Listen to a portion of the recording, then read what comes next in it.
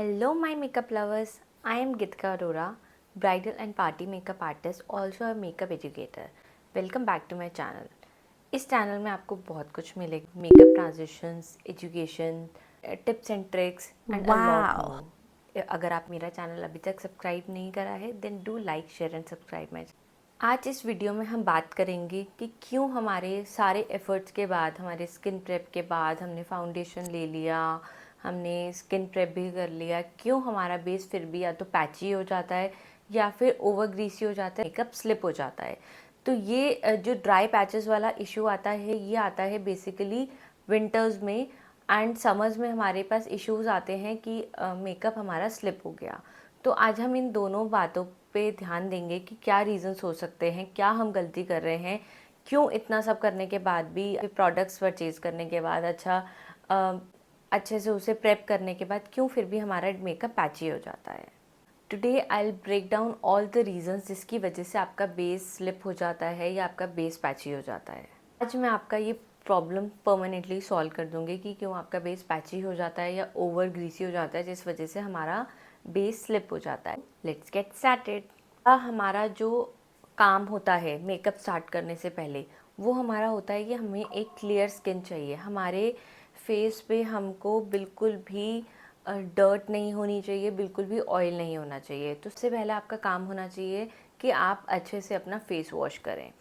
Skin prep जब भी हम कर रहे हैं, हमें हर स्टेप के बाद 2 से 3 मिनट का टाइम देना है अपनी स्किन को रेस्ट करने के लिए। अगर आप बहुत जल्दी फटाफट स्किन प्रेप करते जाओगे तो कोई भी प्रोडक्ट आपकी स्किन में इमल्सिफाई नहीं होगा, सब कुछ ऊपर ऊपर लेयर करता रहेगा और इसी वजह से आपका मेकअप स्लिप हो जाता है, आपकी स्किन में मर्ज ही नहीं होता। यही रीज़न है कि आपका मेकअप या तो ड्राई हो जाता है क्योंकि प्रोडक्ट अच्छे से गया नहीं, स्किन में एब्जॉर्ब ही नहीं हुआ, या फिर वो ज़्यादा ग्रीसी हो जाता है कि वो सेटल ही नहीं हुआ और आपका मेकअप स्लिप हो गया। तो सबसे पहली गलती जो हम करते हैं वो करते हैं हम स्किन प्रेप के साथ। उसको हमें बहुत अच्छे से करना है। फेस वॉश करने के बाद 2 से 3 मिनट आप रुकिए। आपको अपना स्किन टाइप पता होना चाहिए, उस अकॉर्डिंग ही आप अपना फेस वॉश करेंगे। ऐसा नहीं है कि आपकी स्किन ऑलरेडी बहुत ड्राई है और आपने वैसे ही फेस वॉशेस यूज़ कर लिए जो और आपकी स्किन को ड्राई कर रहे हैं। तो अपनी स्किन का पता लगाना भी बहुत ज़रूरी है। अब कैसे आप अपनी स्किन पता लगा सकते हैं? अगर आपको फेस वॉश करने के बाद 2-3 मिनट बाद फ़ील होता है कि मेरे को बहुत ड्राइनेस फ़ील होती है, मोस्टली लोगों को विंटर्स में तो सबकी स्किन ड्राई ही रहती है, बट समर्स में मोस्टली लोगों का ये वाला पार्ट ड्राई रहता है, चीक एरिया। तो जैसे मेरी स्किन विंटर्स में बहुत ड्राई हो जाती है, बट समर्स में मेरी कॉम्बिनेशन स्किन है।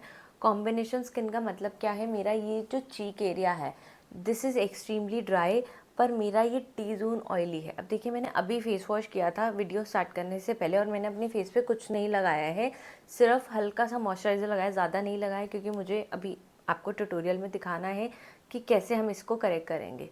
तो अब इतने में ही अगर मैं देख रही हूँ तो मेरी नोज़ पे ऑयल है। कैन यू सी कितनी शाइन कर रही है ये नोज़? जस्ट बिकॉज इसमें कुछ मैंने लगाया नहीं है, जस्ट मेरा टी जोन बहुत ऑयली है। तो अगर और मैं 10 मिनट रुकूंगी तो मेरे को और यहाँ पे ऑयल आना शुरू हो जाएगा। सेकेंड स्टेप मेरा क्या होगा? कोई भी टोनर या रोज़ वाटर यूज़ करना। टोनर मैं यूज़ नहीं करती हूँ, मेरी स्किन सेंसिटिव है, मुझे बहुत ज़्यादा अल्कोहल वाली चीज़ें मुझे सूट नहीं करती, तो आई प्रेफर रोज़ वाटर या फिर स्किन मिस्ट। तो this skin mist is from CS essential. इसको आप कोई भी प्रोडक्ट ले रहे हैं, सबसे पहला काम आपका होना चाहिए आप उसे शेक करें, क्योंकि उसके इंग्रेडिएंट्स नीचे बैठ जाते हैं, तो हमें उसे एक्टिवेट करने के लिए शेक करना पड़ेगा। शेक करने के बाद इतने डिस्टेंस से, आप देखिए कितना डिस्टेंस है इसका मेरे फेस से, लाइक दिस। अच्छे से मैंने इसे स्प्रे कर लिया अपने फेस पे कि मेरा फेस पूरा ऐसा वेट हो गया। अब अगर आप देखो, अब अगर मैं गीले फेस पे कुछ भी लगाऊंगी तो फिर ऑब्वियसली मेरा बेस कैसे टिकेगा? तो अब मुझे इसे 2 से 3 मिनट देने हैं जब तक ये मेरी स्किन में एब्जॉर्ब नहीं हो जाता। अगर आपको बहुत जल्दी है, आपके पास इतना टाइम नहीं है कि आप इसको 2-3 मिनट बार बार वेट करें, तो आप एक फ़ैन अपने साथ रख सकते हैं। उस फ़ैन से आप जल्दी जल्दी इसको ड्राई आउट करके आप आगे बढ़ सकते हैं। तो आप ऐसे फ़ैन रख सकते हैं, ये आपको अमेज़ॉन से, फ्लिपकार्ट से, कहीं से भी मिल जाएंगे, बहुत ऑप्शंस आते हैं। और ये रहता है मॉइस्चराइज़र, फेस मॉइस्चराइज़ करना। और फेस मॉइस्चराइज़र भी हमें अपनी स्किन टाइप का लेना है। अगर मेरी स्किन बहुत ज़्यादा ऑयली है और मैं बहुत ज़्यादा ग्रीसी मॉइस्चराइज़र यूज़ कर लूँगी तो ऑब्वियसली मेरा मेकअप स्लिप होने लगेगा। But I know zone oily है और मेरा ये सी जोन इज़ ड्राई, तो मैं उस अकॉर्डिंग ही मॉइस्चराइज़ करूँगी। मैं यूज़ करती हूँ गर्मियों में gel based moisturiser which are very hydrate yet non greasy. अब आप इसकी कंसिस्टेंसी देखिए कि कितना वाटरी है, ठीक है, और बिल्कुल भी इसमें चिपचिपापन नहीं है। तो ऐसे मॉइस्चराइज़र हमें यूज़ करने हैं। अब इसकी क्वांटिटी अगर मुझे करना है फुल फेस ग्लैम तो मैं अच्छे से मॉइस्चराइज़ करूँगी, क्योंकि पाउडर सेटिंग के बाद मेरा फेस ड्राई हो सकता है। तो उस कंडीशन को ध्यान रखते हुए मैं अभी से अच्छा मॉइस्चराइज़ करूँगी। तो मैं ज़्यादा मॉइस्चराइज़र लगाऊँगी अपने चीक एरिया पे which is way more drier than my T zone. Under eyes पे अच्छे से लगाऊंगी, क्योंकि अंडर आइज़ में क्रीजिंग बहुत ज़्यादा हो जाती है ड्राइनेस की वजह से, क्योंकि हम कंसीलिंग करते हैं, कंसीलिंग से हमारी स्किन ड्राई होती है। वो थिक प्रोडक्ट है थोड़ा। अब जो लेफ़्ट आउट प्रोडक्ट है, जो बिल्कुल बचा कुचा प्रोडक्ट है, वो मैं हाथ में मर्ज करके वो मैं लगा रही हूँ अपने फोरहेड पे, नोज़ एरिया पे और अराउंड द माउथ। ऐसे ही आपको मॉइस्चराइज़ करना है। अगर आपको लग रहा है आपका पूरा स्किन ही ड्राई है तो आप पूरे फेस पे अच्छे से मॉइस्चराइज़ करेंगे। बट अगर आपको पता है कि आपका एक पर्टिकुलर एरिया ड्राई है, बाकी आपका स्किन ऑयली है, तो वहाँ पे आप मॉइस्चराइज़ की क्वांटिटी बहुत कम लगाएंगे एंड रेस्ट एरिया पे आप अच्छे से मॉइस्चराइज़ करेंगे। और मॉइस्चराइज़ करने के बाद ना आपको ये ऐसे आपके स्किन में ना ऐसे चिपचिपापन आपको फॉर अ सेकेंड फील होना चाहिए, तभी आपको लगेगा आपकी स्किन। सेकेंड मेन रीज़न हमारा स्किन ड्राइनेस या ड्राई पैचेस का हो सकता है कि हमारी स्किन बहुत ज़्यादा एक्सफोलिएट ना हो। क्लीनअप्स या फेशियल्स नहीं कराते, हम स्क्रबिंग नहीं कर सके, हम डेड स्किन नहीं निकाल सके। अब स्क्रबिंग का ये मतलब नहीं है कि आप कोई भी स्क्रब उठा लो, बहुत ज़्यादा थिक पार्टिकल्स जिसके अंदर होते हैं आप उससे फेस अपना घिसना शुरू कर दो। That is the very wrong way. उससे आपके पोर्स ओपन बहुत ज़्यादा हो जाते हैं। और मेकअप से पहले तो आपको ये गलती बिल्कुल भी नहीं करनी है। अगर आपको कभी मेकअप से पहले लग भी रहा है कि आपकी स्किन बहुत ड्राई है या फिर आपकी स्किन निकल रही है, ये प्रॉब्लम हमें आती है ज़्यादातर विंटर्स में, तो आपको वो फील होती है कि कुछ स्किन की लेयर निकल रही है, तो अब आप उसे खींच तो नहीं सकते। बट अगर आप बहुत ज़्यादा थिक वाला भी स्क्रब यूज़ कर लोगे तो उससे भी बहुत ज़्यादा आपकी स्किन डैमेज हो सकती है। तो बहुत माइल्ड स्क्रब आते हैं, आई थिंक ये कलर बार का आता है स्क्रब, रेड कलर की पैकेजिंग में, मैं उसका नाम डाल दूँगी। सो वो ऐसे ऐसे स्क्रब जो बहुत माइल्ड एक्सफोलिएट करे, जिसमें बहुत ही बिल्कुल मिनिमम कुछ पार्टिकल्स हो, बहुत सॉफ्टली जो आपकी स्किन में मर्ज होके आपकी डेड स्किन निकाल दे विदाउट इरिटेटिंग योर स्किन। तो ऐसे स्क्रब्स आपको यूज़ करने हैं जो बहुत सॉफ्ट रहें आपकी स्किन पे, जो सिर्फ एक्सफोलिएशन का काम करें, बहुत जेंटली एक्सफोलिएट करें, बहुत हार्ड ना हो आपकी स्किन पे। जो एप्रिकॉट वगैरह के स्क्रब्स आते हैं, आपने फील करोगे बहुत मोटे स्क्रब होते हैं, आप उसे हाथ पे भी करते हो तो वो आपको मोटे मोटे दाने फील होते हैं। सो ऐसे स्क्रब्स आपको अपनी फेस पे नहीं यूज़ करने, और मेकअप से पहले तो बिल्कुल नहीं करने। करना भी है तो आप मेकअप से 8-10 दिन पहले, जब भी आप फेशियल्स वगैरह करवाते हैं, तब आप अपने स्किन के अकॉर्डिंग वो कराइए। मेकअप से पहले इतने हार्ड स्क्रब आपको यूज़ नहीं करने चाहिए।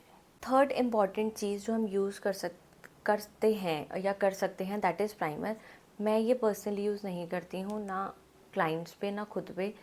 कहते हैं बैरियर बनता है, ये बनता है, बट प्राइमर के रीजंस हो सकते हैं कि आपका मेकअप स्लिप कर रहा है। हर प्राइमर की कंसिस्टेंसी अलग है और वो हर फाउंडेशन के साथ अलग तरीके से रिएक्ट करता है। This is a silicon based primer. अगर मुझे ये लगाना भी है तो मैं ये इतनी सी क्वांटिटी लगाऊंगी, लाइक दिस मच क्वांटिटी, और मैं इसे सिर्फ वहीं लगाऊंगी जहाँ मुझे बहुत ज़्यादा ऑयल आता है, जैसे कि नोज़ पे। अब इसे लगाते ही मेरी नोज़ की शाइन ख़त्म हो गई, दैट मीन्स इसने मेरी नोज़ एरिया को मैटिफाई कर दिया। मैं इसे लगाऊंगी अपने फोरहेड पे और हल्का सा अराउंड द माउथ। आप प्राइमर बहुत ज़्यादा ले रहे हैं, इसकी वजह से भी आपका मेकअप स्लिप हो सकता है। और मैं क्वांटिटी प्राइमर की इतनी कम रखूँगी कि सिर्फ वो मेरे, और वहीं वहीं लगाऊंगी जहाँ मुझे नीड है। जैसे मैंने सिर्फ नोज़ एरिया पे लगाया है, हल्का सा राउंड द माउथ लगाया है, और हल्का सा मैंने फोरहेड पे लगाया है। This is it. मैं अपने चीक्स वगैरह पे प्राइमर नहीं लगा रही हूँ। अब देखिए, मेरा जो मॉइस्चराइज़र ऊपर ऊपर था ना, वो अच्छे से एब्जॉर्ब हो गया। कुछ भी आई डोंट फील एनी चिपचिपापन या कुछ भी ग्रीसीनेस मुझे अपने फेस पे नहीं फील हो रही है, बट शाइन आपको दिख रही होगी। दैट इज़ जस्ट बिकॉज हमने बहुत अच्छे से मॉइस्चराइज करा है अपनी स्किन को।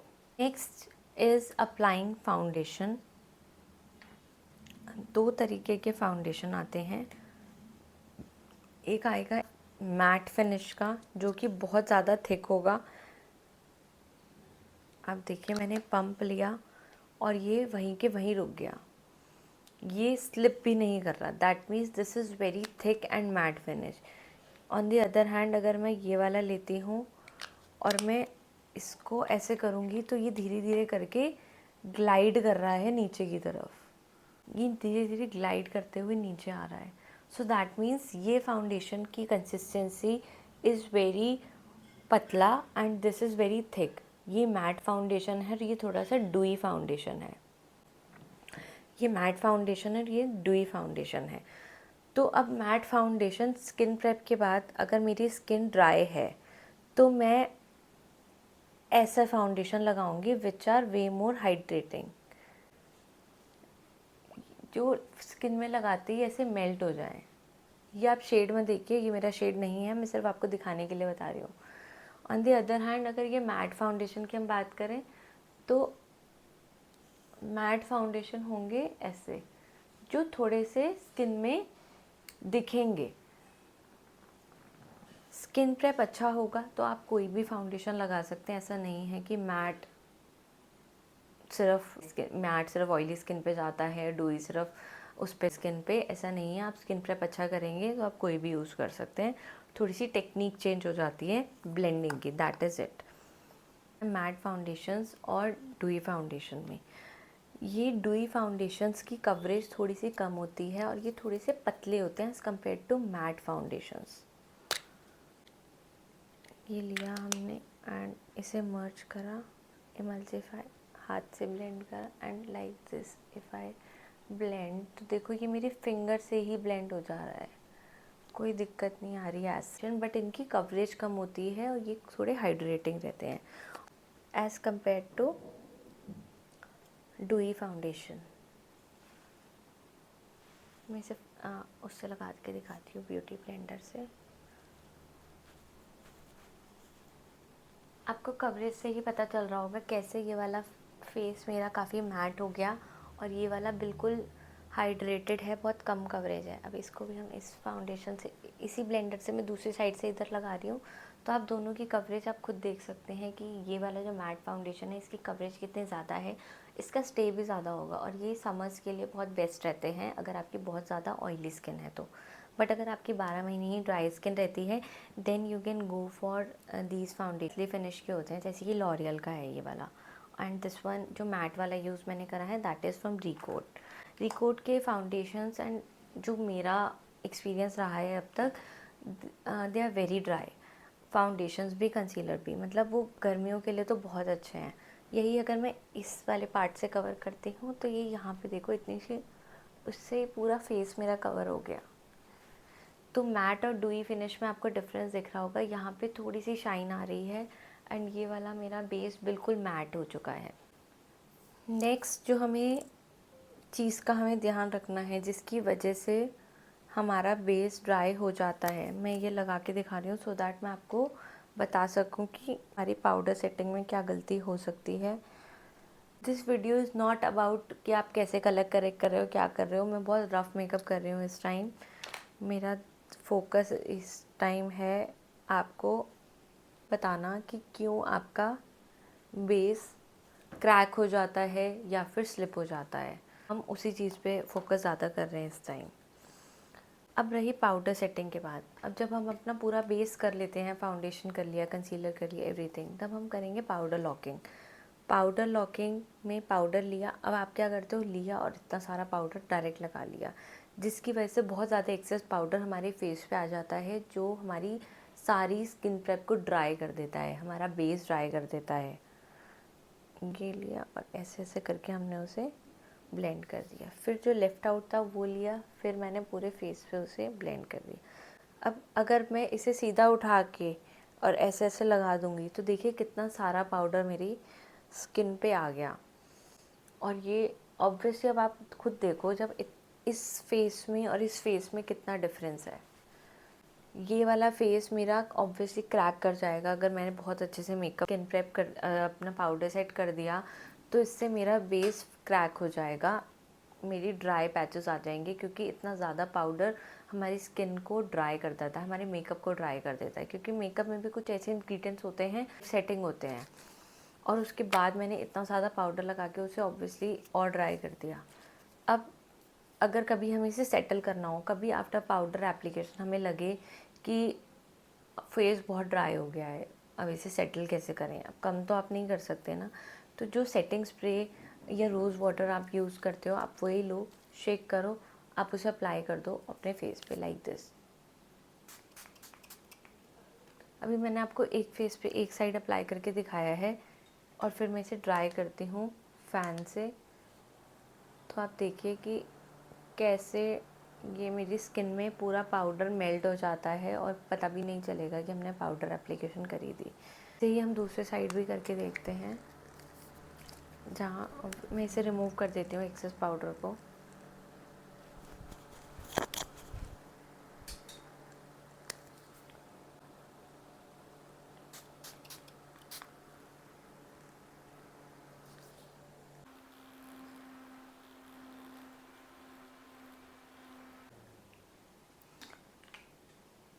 अभी ये ड्राई नहीं हुआ है, एक साइड मेरी ड्राई हो चुकी है, इस साइड अभी नहीं हुई है, जहाँ पे हमने बाद में लगाया था, तो इसे ड्राई होने देते हैं। तो ये अब मेरा सेटिंग स्प्रे ने जितना भी पाउडर था सब अच्छे से मेल्ट कर दिया मेरी स्किन में। तो कभी आपको लगे भी पाउडर ज़्यादा अप्लाई कर लिया, तो इमीडिएटली आप उसे डस्ट ऑफ करिए and then apply a setting spray, जिससे आपका मेकअप पूरा अच्छे से मेल्ट हो जाएगा, सारे इंग्रेडिएंट्स आपस में मेल्ट हो जाएंगे और पाउडर भी अच्छे से मल्टीफाई हो जाएगा स्किन में। तो ये कुछ गलतियाँ हैं जो हम मेकअप करते टाइम करते हैं, जिसकी वजह से हमारा मेकअप या तो स्लिप हो जाता है या ड्राई पैचेस बन जाते हैं। तो इनके मेन रीज़न्स हो सकते हैं, आपका स्किन प्रेप सबसे ज़्यादा मेजर इम्पॉर्टेंट रोल प्ले करता है। अगर आपका स्किन प्रेप अच्छा है तो आपका बेस डेफिनेटली अच्छा होगा। कोई पॉइंट नहीं है आप इतने महंगे महंगे प्रोडक्ट्स ले लो, अगर आपका स्किन प्रेप ही अच्छा नहीं है तो आपका मेकअप डेफिनेटली स्लिप हो जाएगा या फिर ड्राई पैचेस बन जाएंगे। So this is it for today. Next video आपको किस पे चाहिए आप मुझे कमेंट सेक्शन में ज़रूर बताइएगा। आई होप आपको ये वीडियो अच्छा लगा होगा, इन्फॉर्मेटिव होगा। कुछ भी आपको दिक्कत आती है, कुछ भी आपको क्वेश्चन पूछना है, आप मुझे कमेंट सेक्शन में पूछ सकते हैं। आई विल ट्राई कि मैं वहाँ पे आपकी प्रॉब्लम सॉल्व कर पाऊँ। सो जो बातें आज हमने करी हैं, आप इन सब चीज़ों का ध्यान रख के मेकअप करेंगे तो आपका मेकअप कभी भी ख़राब नहीं होगा, नहीं आपका बेस क्रैक करेगा, ना ही आपका मेकअप हटेगा। एक पर्टिकुलर एरिया से कई लोग होता है कि हमारा मेकअप हट जाता है, नहीं हटेगा। आप स्किन प्रेप अच्छा करिए, आप पाउडर सेटिंग अच्छी करिए, सिर्फ एक पर्टिकुलर प्रोडक्ट पे इन्वेस्ट करके कि हाँ एक स्प्रे यूज़ करने से आपका मेकअप लॉन्ग लास्टिंग बन जाएगा, तो ऐसा नहीं होता है। आपका फर्स्ट स्टेप से लेके लास्ट स्टेप तक आप क्या कर रहे हो, हर चीज़ मैटर करती है। सब कुछ ध्यान रखते हुए अगर आप मेकअप करेंगे तो आपका बेस कभी ख़राब नहीं होगा। ये step can also follow me on my Instagram, वहाँ पे हम छोटे छोटे शॉर्ट्स और डालते हैं, कुछ कंटेंट यहाँ रहता है, कुछ कंटेंट वहाँ रहता है। So this is how it works. तो करके आप मेकअप करिए और मुझे ज़रूर बताइए कि आपका बेस कैसा निकल के आया। कुछ भी प्रॉब्लम आती है आप मुझे कमेंट सेक्शन में पूछ सकते हैं। Thank you for watching, bye bye.